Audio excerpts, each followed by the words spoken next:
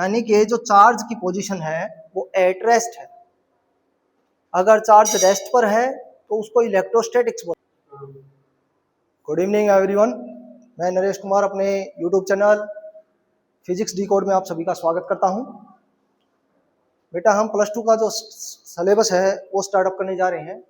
तो हमारा जो सिलेबस है वो पहली यूनिट यानी कि इलेक्ट्रोस्टैटिक्स से स्टार्ट होता है और सेमीकंडक्टर डायोड यानी कि लास्ट यूनिट जो 9वीं यूनिट है सेमीकंडक्टर डायोड उस पर खत्म होता है। तो ज़्यादा टाइम वेस्ट ना करते हुए हम अपना सिलेबस स्टार्ट करते हैं। Electrostatics.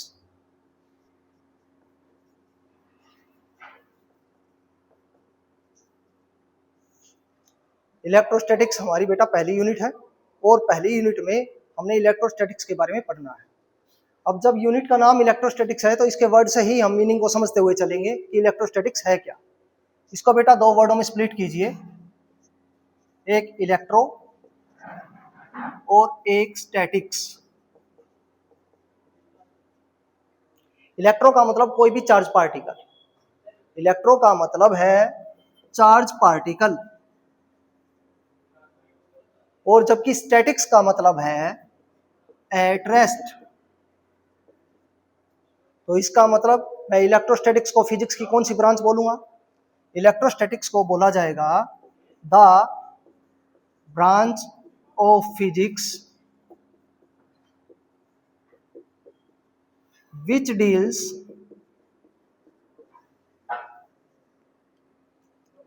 with the study of charge at rest, जिसको आप पढ़ेंगे एट रेस्ट पर, यानी कि जो चार्ज की पोजीशन है वो एट रेस्ट है। अगर चार्ज रेस्ट पर है तो उसको इलेक्ट्रोस्टैटिक्स बोला गया।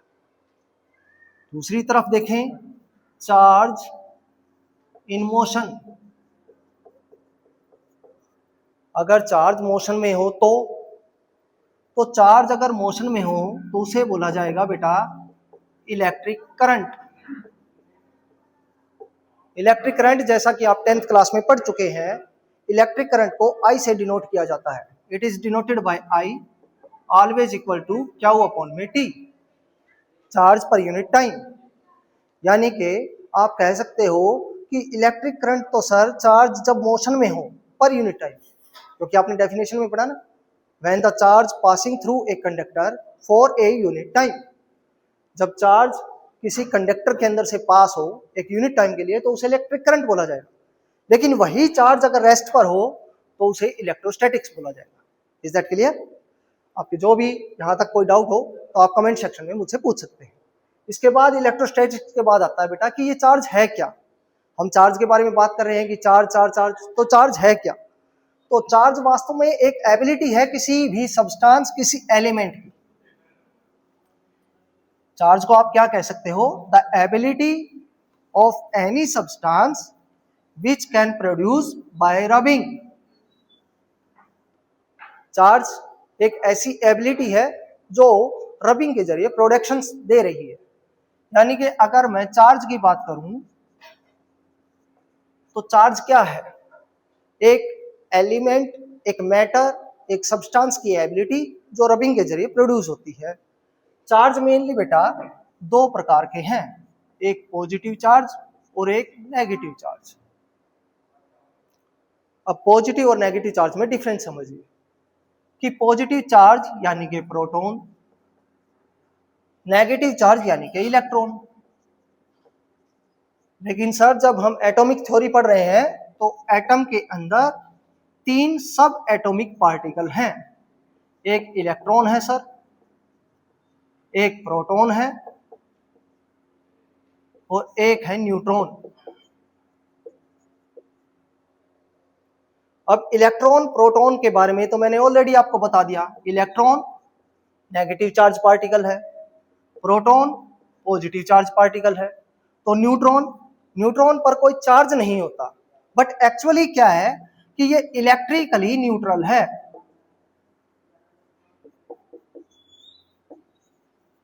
ये इलेक्ट्रिकली न्यूट्रल है। तो इलेक्ट्रॉन और प्रोटॉन के बारे में हम चार्ज एबिलिटी के अकॉर्डिंग पढ़ने जा रहे हैं। अब बात आती है बेटा चार्ज की प्रॉपर्टी।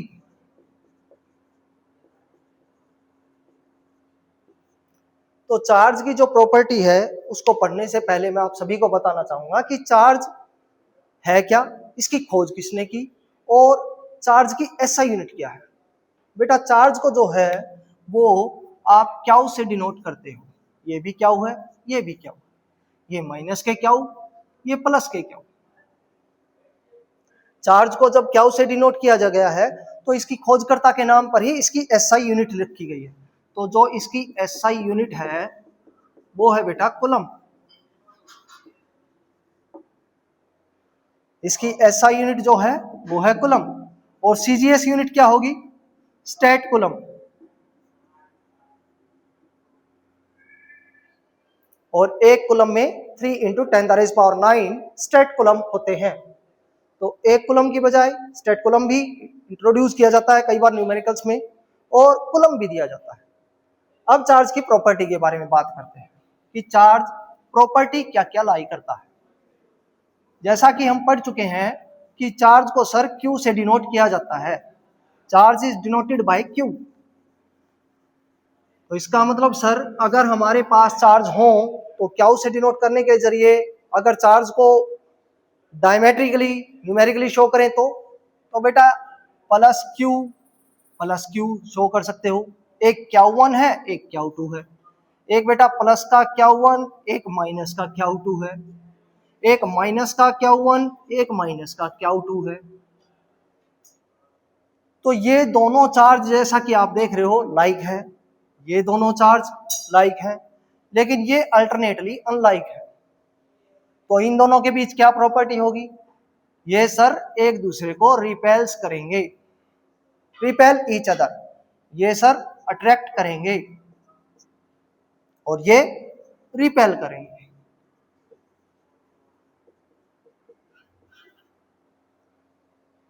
क्या आपको कुछ याद आ रहा है इनको पढ़ करके? जैसे कि हमने मैग्नेट के बारे में पढ़ा था सेम वैसे ही हम चार्ज के बारे में पढ़ रहे हैं कि सर मैग्नेट के जो लाइक पोल होते हैं वो लाइक पोल एक दूसरे को रिपेल्स करते हैं और जबकि अनलाइक पोल है वो एक दूसरे को अट्रैक्ट करते हैं।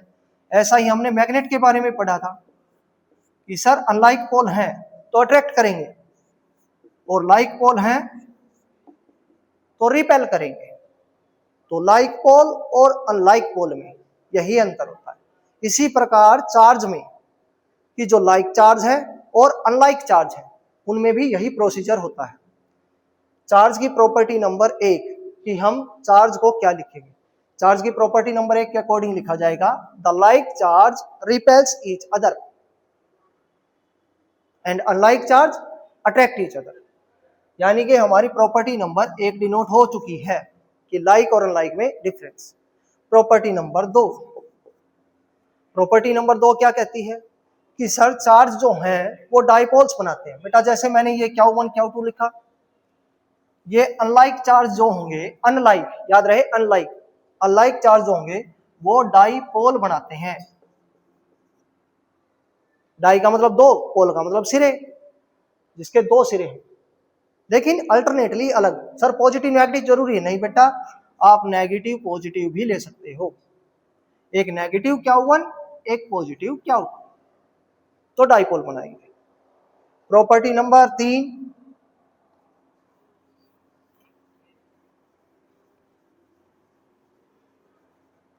प्रॉपर्टी नंबर 3 है बेटा चार्ज जो है वो क्वांटाइज्ड है।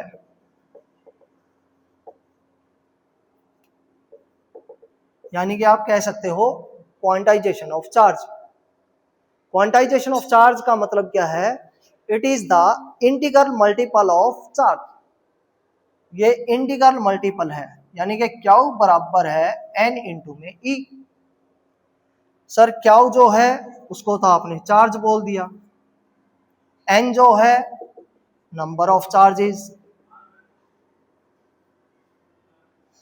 Number of electrons, protons, charges. E definite है बेटा, इलेक्ट्रॉन जिस पर चार्ज कितना होता है प्लस माइनस 1.6 इंटू 10⁻⁻⁻⁹ कूलम। बेटा चार्ज के लिए लिया गया इसलिए मैंने प्लस माइनस साइन लिया।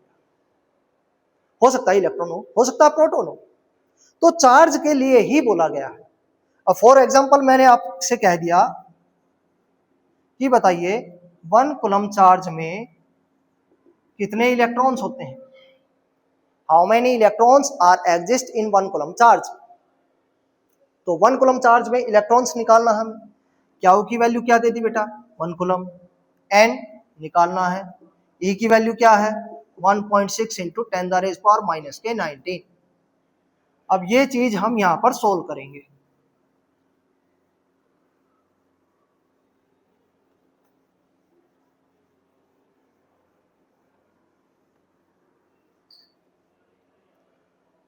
तो क्यू की वैल्यू है 1 कूलम, एन हमें निकालना है, और ई की वैल्यू जो है 1.6 इंटू 10⁻⁻⁹। तो क्यू बराबर है एन इंटू में ई, फॉर्मूला लगा दीजिए, एक बराबर है एन इंटू में 1.6 इंटू 10⁻⁻⁹। 1 मल्टीप्लाई का इधर आएगा डिवाइड का, 1.6 इंटू 10⁻⁻⁹ बराबर है एन 0.10 पावर माइनस के 19 है, तो ऊपर गई प्लस के 19, एक 10 इधर ले लीजिए, तो कितना हो गया 100 डिवाइडेड बाई 16 मल्टीप्लाई बाई 10⁻18। 16 से इसको डिवाइड कर दीजिए, 16 6 जा 96, 16 2 जा 32, 5 इंटू 10⁻18 इलेक्ट्रॉन्स। यानी कि 1 कूलम चार्ज में आप कह सकते हो कि 6.25 इंटू 10⁻18 इलेक्ट्रॉन्स होंगे। ये थी आपकी property number 3, quantization of charge. Quantization of charge के तहत आपसे पूछा जा सकता है न्यूमेरिकली कि सर 2 कूलम चार्ज में, 5 में, 10 में, 15 में, या इस प्रकार से आ जाए कि क्यू जो है 2 इंटू 10⁻⁻⁸ कूलम है, तो बताइए कितने इलेक्ट्रॉन्स होंगे। फॉर्मूला सेम रहेगा, फॉर्मूले में कोई डिनोशन नहीं, फॉर्मूले के अकॉर्डिंग हम जो है अपना न्यूमेरिकल सोल्व कर सकते हैं। तो बेटा प्रॉपर्टी नंबर 3 समझ में आई, क्वांटाइजेशन ऑफ चार्ज। चौथी जो प्रॉपर्टी है वो क्या है, वो है बेटा चार्ज को इंड्यूस्ड करना, induction of charge. Induction of charge या इंड्यूस्ड। अब जैसा कि शुरुआत में हमने बात की थी कि चार्ज क्या है, चार्ज क्या है, तो इंडक्शन में सबसे इंपॉर्टेंट प्रॉपर्टी है रबिंग। जैसे कैट फर को एबेनोइट रोड के साथ आप रब कीजिए, तो कैट फर में और एबेनोइट रोड में अल्टरनेट चार्ज प्रोड्यूस होते हैं। इसी प्रकार सिल्क क्लॉथ के साथ आप ग्लास रोड रब कीजिए, तो वो चार्जिंग बाय इंडक्शन या इंड्यूस्ड चार्ज जो है वो प्रोड्यूस करते हैं। Positive negative, positive negative, alternately charge production, एक दूसरे के अपोजिट चार्ज। मान लीजिए आपके पास 2 बैलून है, balloon number 1, balloon number 2, alternately आपने दोनों को रब किया, तो एक पॉजिटिव चार्ज एक्वायर करेगा और एक अल्टरनेटली नेगेटिव चार्ज एक्वायर करेगा। हमेशा याद रखिए जितने भी चार्ज पार्टिकल एक्वायर हुए हैं वो नंबर ऑफ चार्जेस में इक्वल होंगे। आप किसी भी चार्ज बैलून को किसी अनचार्ज बैलून के साथ टच करते हो तो वो अनचार्ज बैलून भी उसके चार्ज को एक्वायर कर पाएगा। यानी कि एक अनचार्ज बॉडी को साथ अगर चार्ज बॉडी को टच में किया जाए तो वो अनचार्ज बॉडी भी चार्जिंग बाय इंडक्शन पैदा कर सकती है। तो चार्जिंग बाय इंडक्शन थी हमारी 4th property. Charging by induction जो है आपकी पूरी एक्सप्लेनेशन प्रदीप वाली बुक है, एनसीईआरटी बुक है, वहां से आप और भी अच्छी तरह से एक्सप्लेन कर सकते हैं। जो फर्दर एक्सप्लेनेशन है वो मैंने आपको एक्सप्लेन कर दी कि किस प्रकार से कैट फर के साथ एबेनोइट रोड को रब किया जाए और किस प्रकार से सिल्क क्लॉथ को ग्लास रोड के साथ। हमारे पास कोई सिल्क क्लॉथ है, उसके साथ हमने ग्लास रोड जो है वो एक्वायर कर दी, तो रबिंग के जरिए negative charge particle as well as positive charge particle acquired होते हैं। तो कहने का मीनिंग क्या है कि किसी भी चार्ज पार्टिकल के साथ आप अल्टरनेटली चार्ज प्रोडक्शन कर सकते हो। ये थी बेटा प्रॉपर्टी नंबर 4। समझ में आई बात? कहीं से कोई डाउट, कोई सेक्शन आपका ऐसा है कि जहां से आपको डाउट आ रहा है, तो आप कमेंट सेक्शन में वो डाउट अपना पूछ सकते हैं।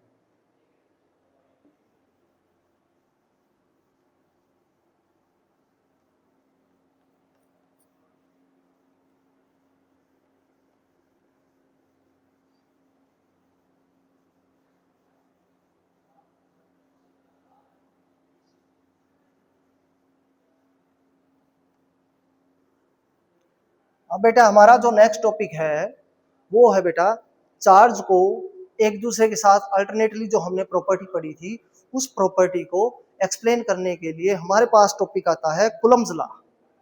Coulomb's law in electrostatics. तो हमारा जो टॉपिक है बेटा वो क्या है? कूलम्ब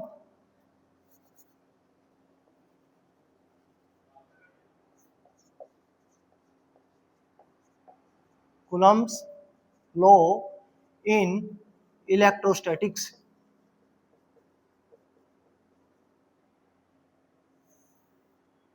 हमारा जो नेक्स्ट टॉपिक है वो है कूलम्ब्स लॉ इन इलेक्ट्रोस्टैटिक्स। अब तक हम पढ़ते आ रहे थे कि सर दो चार्ज। मान लीजिए आपके पास दो चार्ज है। Consider two charges Q1 and Q2। दो चार्ज हमने ले लिए। Be separated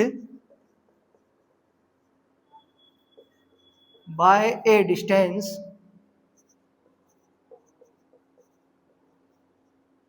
R as shown in figure।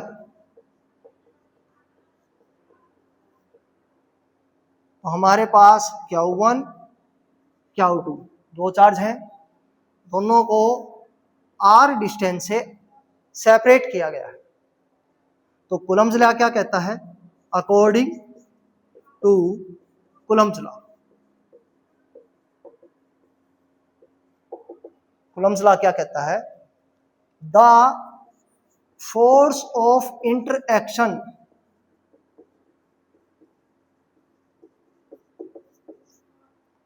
अब ध्यान से देखिएगा, इंटरएक्शन वर्ड बोला है मैंने। The force of interaction. Interaction का मतलब क्या है? इंटरएक्शन वर्ड का मतलब बेटा, जैसा कि मुझे ये नहीं पता कि सर ये पॉजिटिव हैं दोनों या ये दोनों नेगेटिव हैं, या सर एक पॉजिटिव एक नेगेटिव है, तो मैंने इंटरएक्शन वर्ड यूज किया है। इसका मतलब क्या है कि ये जो चार्ज है ये हो सकता है अट्रैक्टिव फोर्स एक्वायर करे, या हो सकता है रिपल्सिव फोर्स एक्वायर करे।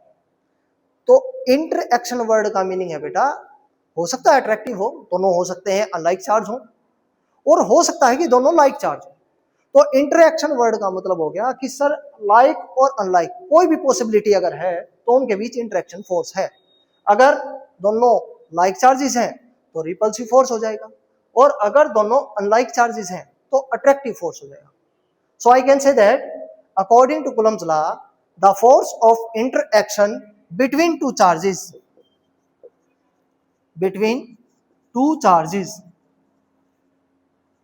is directly proportional to the product of charges।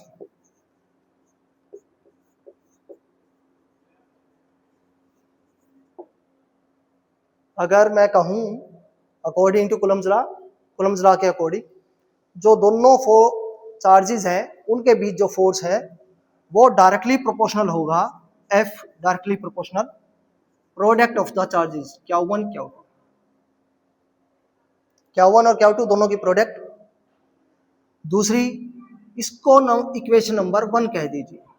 Secondly हम क्या कहेंगे? The interaction force between two charges is inversely proportional to the square of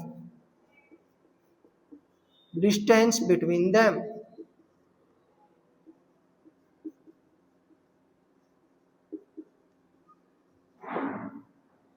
यानी कि एफ जो है वो इनवर्सली प्रोपोर्शनल होगा 1/r²। इसको इक्वेशन नंबर सेकंड बोल दीजिए। इक्वेशन नंबर फर्स्ट और सेकंड दोनों को कंबाइन कीजिए।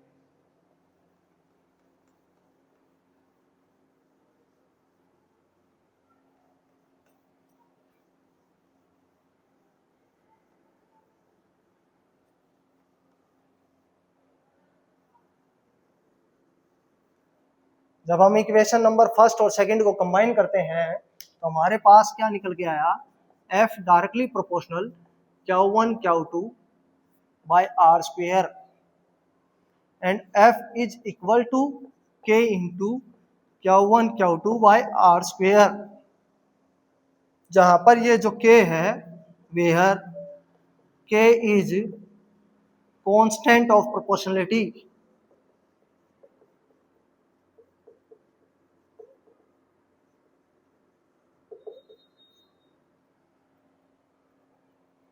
F is equal to K की वैल्यू क्या होगी, K की वैल्यू या तो होगी 1 या K की वैल्यू होगी 1/4πε0। तो K की वैल्यू 1 होगी तो Q1 Q2 बाय r², और अगर F इक्वल टू K की वैल्यू 1/4πε0 तो 1/4πε0 Q1 Q2 बाय r²। 1/4πε0, इसको ध्यान से समझिए बेटा। 1/4π ये कांस्टेंट फिजिकल क्वांटिटीज है, फिजिकल कांस्टेंट है, क्वांटिटीज तो नहीं कह सकता। 1/4π न्यूमेरिकली इनकी वैल्यू है, ε0 की भी वैल्यू है, but ε0 is called electrical permittivity. हमने पढ़ा क्या है, किसी भी इलेक्ट्रॉन को किसी भी कंडक्टर में पास करने के लिए जरूरी होता है कोई परमिशन देना। तो जो परमिशन देगा उसे क्या बोलेंगे, उसे बोलेंगे sir ε0, epsilon. Electrical permittivity in any medium और electrical permittivity in space, epsilon और ε0। सर न्यूमेरिकली वैल्यू क्या होगी, तो न्यूमेरिकली वैल्यू 1/4πε0 की है 9 × 10⁻⁹। सिंपली अगर ε0 की पूछी जाए तो 8.85 8.85 × 10⁻⁻12, ये आपकी नॉर्मल जो वैल्यू है ε0 की और 1/4πε0 की। क्योंकि बेटा इसके आधार पर आपके सीबीएसई बोर्ड हो, हरियाणा बोर्ड हो, कोई भी बोर्ड हो, उसमें आपके न्यूमेरिकल पूछा जाता है। 2 नंबर का एक न्यूमेरिकल कंफर्म तौर पर आता है कि अगर दो चार्जेस की वैल्यू आपको दी जाए, डिस्टेंस की वैल्यू दी जाए, तो न्यूमेरिकल सोल्व करना होता है कि चार्ज दे दी गई, डिस्टेंस उनके बीच है वो दे दी गई, फोर्स कितना होगा। तो फोर्स निकालने के लिए हमें 1/4πε0 यानी कि 9 × 10⁻⁹ ये वैल्यू पता होनी चाहिए। Q1 Q2 जो अल्टरनेटली वैल्यू दी गई है वो वैल्यू हम पुटअप करेंगे, r² जो वैल्यू दी जाएगी वो पुटअप करेंगे, तो हमारा यहाँ पर जो न्यूमेरिकल है वो सोल्व हो जाएगा। फोर्स बिटवीन टू चार्जेस, इसको बेटा बोलेंगे Coulomb's law in electrostatics. Is that clear, any doubt? तो भाई सीधी सी बात है, कूलम्ब्स लॉ इलेक्ट्रोस्टैटिक्स क्या कहता है, कूलम्ब्स लॉ इलेक्ट्रोस्टैटिक्स कहता है कि जो फोर्स है वो डायरेक्टली प्रोपोर्शनल होना चाहिए product of the charges, inversely proportional होना चाहिए distance between them. 9th class में आपने न्यूटन्स लॉ ऑफ ग्रेविटेशन पढ़ा था। एक बार कंपैरिजन करके देखिए, क्या उस न्यूटन लॉ ऑफ ग्रेविटेशन से हमारा जो कूलम्ब्स लॉ है वो वेरिएट करता है या नहीं। तो कंपैरेबिलिटी यहां पर ये हमारा कूलम्ब्स लॉ इन इलेक्ट्रोस्टैटिक्स है, और जो फोर्स है ग्रेविटेशन के लिए वो क्या होगा, F equal to G into m1 m2 by r²। यहां पर आपने 9th में डी लिया था बेटा, डिस्टेंस कोई भी ले सकते हो, DRA। दो चार्ज के बीच डिस्टेंस जो होगी वो r² में भी डिनोट की जाती है, A में भी डिनोट की जाती है और D में भी डिनोट की जाती है। तो comparable m1 m2 product of the masses of the planet, d², distance between two planet. आपके प्लेनेट m1 और m2 थे और दोनों के बीच जो डिस्टेंस था वो था d। तो न्यूटन लॉ ऑफ ग्रेविटेशन ने क्या कहा था कि जो फोर्स है वो डायरेक्टली प्रोपोर्शनल है to the product of the masses of the planet. यहां पर क्या कहा गया, फोर्स जो है वो डायरेक्टली प्रोपोर्शनल है to the product of the charges, inversely proportional square of the distance between them, inversely proportional to the square between them, square of the distance between them. यहाँ पर 1/4 पाई एप्सिलॉन नॉट एक constant value, वहां पर G, यहाँ पर 1/4 pi epsilon not की value 9 × 10⁻⁹, यहाँ पर जी की वैल्यू क्या बनेगी 6.67 × 10⁻⁻11। जो कांस्टेंट वैल्यू है उन वैल्यूज को हमें याद रखना है। हालांकि एग्जामिनेशन में इन कांस्टेंट वैल्यूज कई बार दिया जाता है, बट अगर ना दिया जाए तो हमें अल्टरनेटली याद रखना है। बेटा कूलम्ब्स लॉ इन इलेक्ट्रोस्टैटिक्स समझ में आया? आज के लिए हमारा ये टॉपिक समाप्त हुआ। कल जो है हम वेक्टर फॉर्म पढ़ेंगे कूलम्ब्स लॉ की, यानी कि कल का जो टॉपिक होगा हमारा वो होगा Coulomb's law in vector form. दूसरा होगा charge distribution linear charge density के लिए, सरफेस चार्ज डेंसिटी के लिए और वॉल्यूमेट्रिक चार्ज डेंसिटी के लिए। हम ये दो टॉपिक जो हैं कल क्लियर करेंगे। तो हर रोज के हमारे दो टॉपिक होते रहेंगे, इसी प्रकार हमें आगे बढ़ना है। यहाँ तक अगर किसी बच्चे को कोई डाउट, कुछ चीजें ना समझ में आई हो या किसी को कोई ऐसा यूनिट कन्वर्जन ना समझ में आया हो तो वो आप कर सकते हैं। आपका काम है कि अगर हमें डायमेंशन एनालिसिस जो +1 में हम पढ़ चुके हैं, डायमेंशन एनालिसिस करना हो तो इसके लिए डायमेंशन एनालिसिस क्या होगा और इसके लिए डायमेंशन एनालिसिस क्या होगा, यानी कि यहाँ पर जो डायमेंशन फॉर्मूला है वो क्या, यहाँ पर डायमेंशन क्या, ये दोनों सेम है, कल आपसे पूछे जाएंगे। Thank you.